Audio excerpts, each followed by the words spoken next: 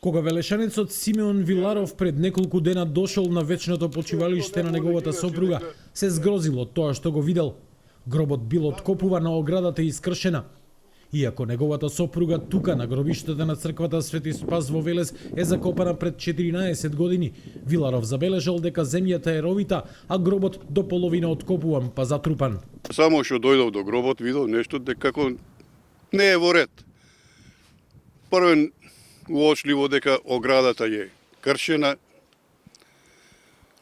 Потоа вика вај првен да запалам свеќе, гледам со земјата доле нешто копано, ровко, не можев да сватам веднаш за што се работи. Запалив свеќе и со едно стапче буцнав да видам. Стапчето скроз пропаѓа надоле, значи гробот ископуван. Но непријатното изненадување продолжило кога Виларов прошетал до околните гробови. Забележал уште најмалку 3 гробни места кои биле откопувани, а спомениците искршени. На дел од нив се забележуваат остатоци од мртовечки ковчег, што укажува на тоа дека некој се обидел да дојде до трупот.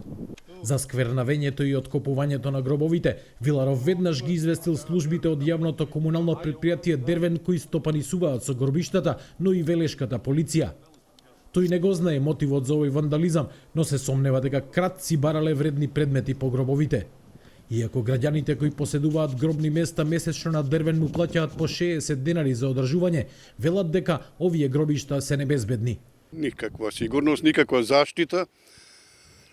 Човекот од Дервен се жалеше, ги напаѓале, некого го тепале таму од нивната служба.